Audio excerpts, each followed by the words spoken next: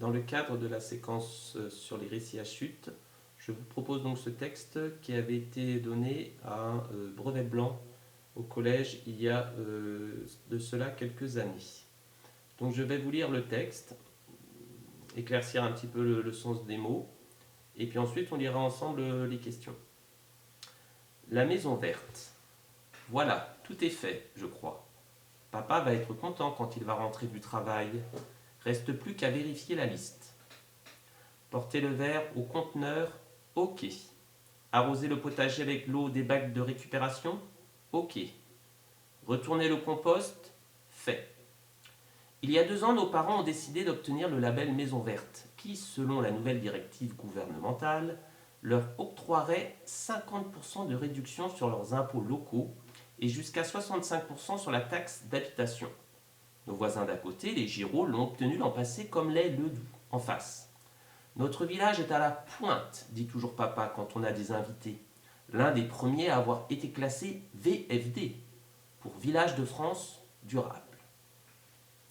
Donc un petit peu déjà le début du vocabulaire, donc compost vous connaissez maintenant.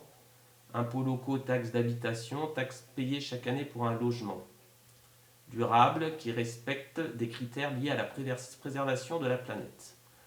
Donc là on comprend qu'on est dans une société où pour pouvoir obtenir des réductions sur les impôts, il faut entreprendre certaines démarches qui font qu'on fait du bien à l'environnement. Et que donc, un village de France durable, c'est un village qui, au niveau des mesures pour préserver l'environnement, fait tout ce qu'il faut. Il était temps que l'on s'y mette aussi. Vider le bac à sueur des toilettes, fait. Donc la sueur, c'est des petits morceaux de bois, ça absorbe ce qu'il faut. Et évidemment, c'est pour éviter dans les toilettes de gaspiller de l'eau. Ramasser le bois mort du jardin, fait. Papa et maman ont beaucoup investi ces 2 dernières années.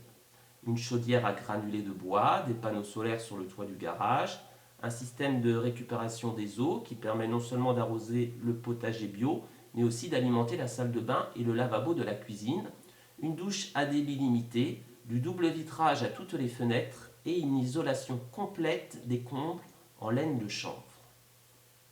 Chaque matin, sur une ardoise dans la cuisine, nos parents inscrivent la liste des tâches que ma sœur et moi devons effectuer en rentrant de l'école.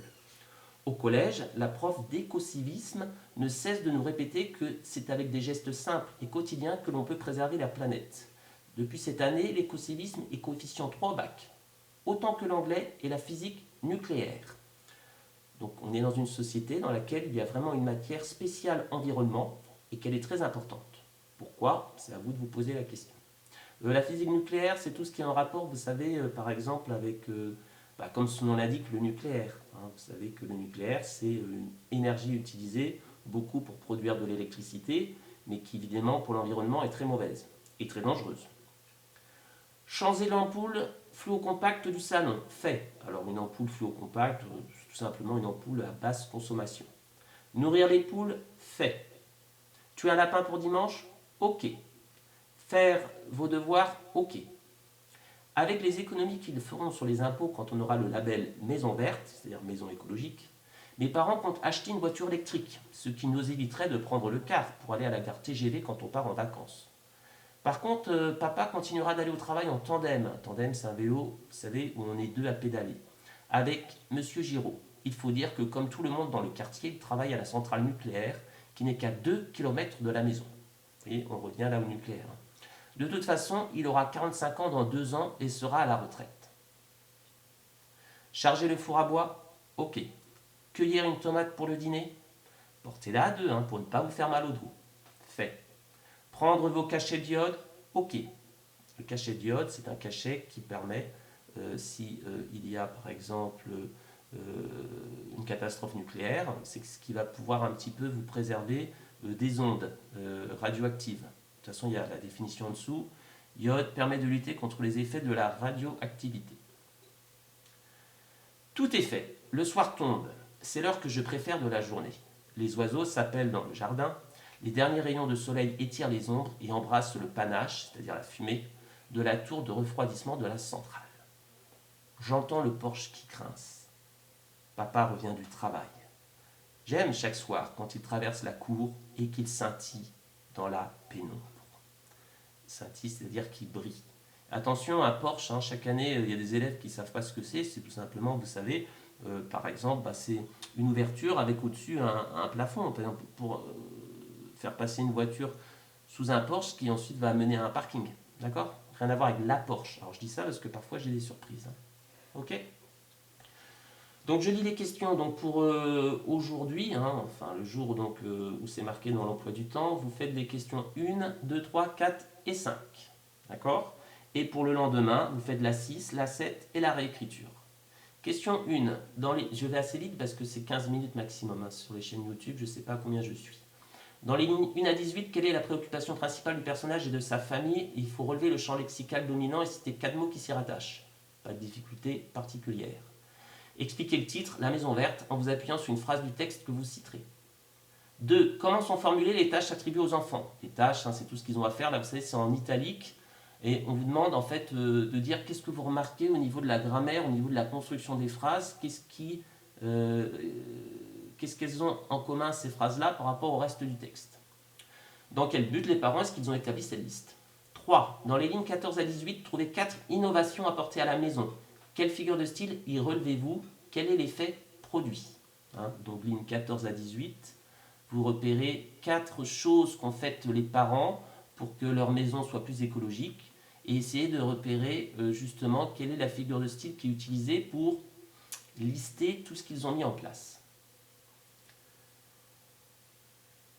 À quelle époque situez-vous l'histoire?